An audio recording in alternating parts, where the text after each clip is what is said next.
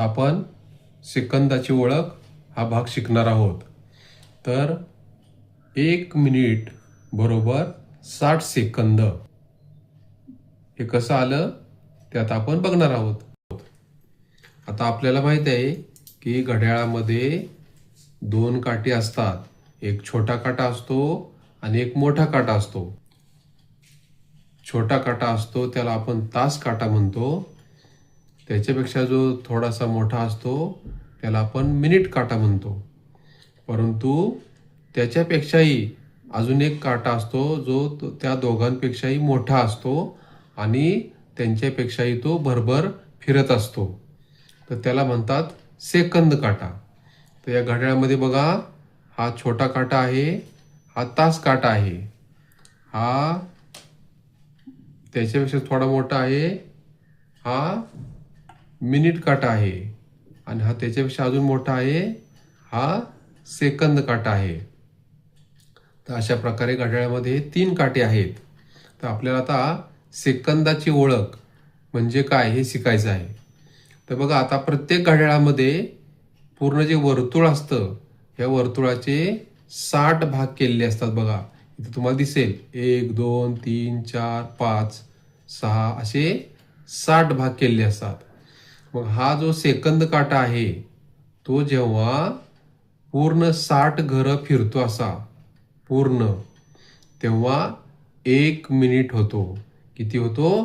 1 minute. आणि तेव्हा हा जो मिनिट काटा आहे, हा मोठा काटा, तो हा फक्त 1 घर फिरतो. म्हणजे काय म्हणायचं आपल्याला की हा जो सेकंद काटा आहे तो जेव्हा पूर्ण 60 घरं फिरेल तेव्हा हा मिनिट काटा काय होईल? 1 घर फिरेल. म्हणजे 1 मिनिट म्हणजे 60 सेकंद. सेकंद काटा कशासाठी वापरतात? तर मिनिटापेक्षा जर आपल्याला कमी वेळ मोजायचा असेल मिनिटापेक्षा, तर त्यासाठी आपल्याला सेकंदाचा उपयोग करावा लागतो. तर हा काटा जो आहे सेकंद काटा, हा दोन्ही काट्यांपेक्षा भरभर फिरत असतो. आणि जेव्हा सेकंद काटा 1 घर फिरेल तेव्हा 1 सेकंद होतो आणि तो जेव्हा पूर्ण गोल फिरेल तेव्हा 60 घरं फिरतो तो, तेव्हा 1 मिनिट होतो आणि तेव्हा मिनिट काटा फक्त 1च घर फिरतो. आता बघा, या ठिकाणी हा सेकंद काटा 12 पासून सुरू झालेला फिरायला. तो 1 सेकंद काय करतोय आता? पुढे जातोय. तेव्हा हा मिनिट काटा कुठे आहे बघा? हा 25 वर आहे. म्हणजे 1 वाजून 25 मिनिटं झालेली आहे तिथं आता. आणि हा सेकंद काटा आपण बघतोय मागापासून की 12 पासून फिरायला सुरुवात अशी झालेली आहे. आता 20 सेकंद झाले आहेत. 21 22 23 24 25. 25 आता तो पूर्ण जेव्हा 1 घर फिरेल तेव्हा हा मिनिट काटा काय करेल? 1च घर पुढे जाईल. बघा आता बघा किती झालेत? 40 सेकंद झालेत.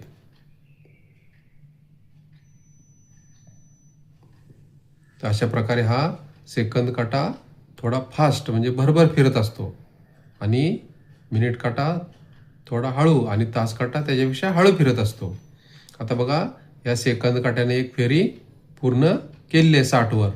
आता बघा त्याच वेळेस काय झालं बघा, हा मिनिट काटा हा 25 पासून ह्या 1 घर पुढे गेलेला आहे. म्हणजे आता किती वेळ झाला? हा 1 वाजून 26 मिनिटं झाले. म्हणजे हा फक्त मिनिट काटा 1च मिनिट झाला आणि हा सेकंद काट्यामध्ये मात्र काय झालं? त्याने 1 गोल फेरी पूर्ण करून 60 सेकंद पूर्ण केले होते. तर अशा प्रकारे 1 मिनिट म्हणजे 60 सेकंद हे लक्षात ठेवायचं आहे. आता या घड्याळात किती वाजलेत बघा? 7 वाजून 20 मिनिटं आणि पुढं 10 सेकंद झाले आहेत. म्हणजे सेकंद काटा 10. या घड्याळात किती वाजलेत बघा? 10 वाजून 15 मिनिटं झालेले आहेत आणि पुढं 40 सेकंद झाले आहेत. म्हणजे सेकंद काटा या 12 पासून फिरत असा 40 घरं आलेले आहे. म्हणजे 40 सेकंद झालेले आहेत. आता या सेकंदाचा उपयोग कधी होतो आपल्याला? तर छातीचे ठोके मोजताना किंवा धावण्याच्या शर्यतीमध्ये जेव्हा छोटासा वेळ मोजायचा असेल, कमी वेळ, तेव्हा आपल्याला या सेकंदाचा उपयोग होतो. चला आता आपण मध्यान्हपूर्व व मध्यान्होत्तर म्हणजे काय ते शिकणार आहोत. आता मध्यान्हपूर्व म्हणजे काय? मध्यान्ह म्हणजे दुपार. मध्यान्ह म्हणजे काय? दुपार. तर दुपारपूर्व, मध्यान्हपूर्व म्हणजे काय? तर दुपारपूर्व. म्हणजे दुपारच्या पूर्वी जो वेळ असेल त्याला दुपारपूर्व म्हणायचं. आणि मध्यान्होत्तर म्हणजे दुपारनंतर. आता ह्या ज्या मध्यान्हपूर्व आणि मध्यान्होत्तर किंवा दुपारपूर्व आणि दुपारनंतर हा जो कालमापनाचा जो प्रकार आहे याला म्हणायचं 12 ताशी कालमापन. याला काय म्हणायचं? 12 ताशी कालमापन असं याला म्हणायचं. तर आलं लक्षात सगळ्यांच्या? दिवस कधी सुरू होतो? तर सर्व जगामध्ये दिवस हा रात्री 12च्या नंतर नवीन दिवस सुरू झाला असं मानलं जातं. रात्री 12 नंतर. मग समजा आता आपण इथे लिहूया की रात्रीचे 12 वाजलेले आहेत. रात्रीचे किती वाजले? 12. तर रात्री 12 वाजल्यानंतर एका तासानंतर किती वाजतील मग? 1 वाजेल. नंतर रात्रीचे 2 वाजतील, रात्रीचे 3 वाजतील, रात्रीचे 4 वाजतील, रात्रीचे 5 वाजतील. अशा करत करत काय होईल मग? दुपारी 12 वाजेपर्यंत हा वेळ जो आहे तो मोजला जाईल.